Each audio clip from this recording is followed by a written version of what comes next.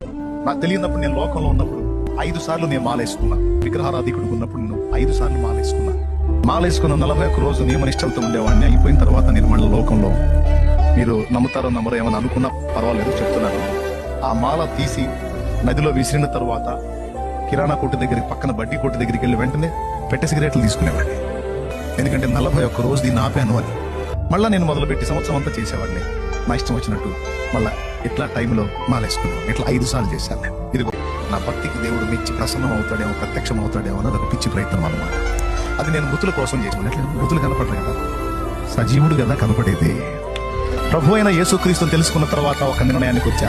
14 కూటాలకి వెళ్ళాలా, 14 వారాల చర్చికి వెళ్ళాలా, 14 ప్రసంగాలు నేను వెళ్ళా. 4 times, 4 సార్లు నేను దేవుని సన్నిధికి వెళ్ళడం జరిగింది. 5వసారి ఇలాంటి కూటమి ఏర్పాటు చేసి పిలిచారు.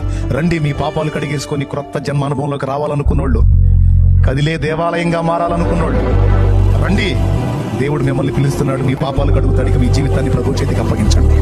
ఆ ముక్క వినబడింది. అయ్యా నేనున్నానయ్యా, నేను పొందుతానయ్యా అని నేను సిద్ధపడ్డాను.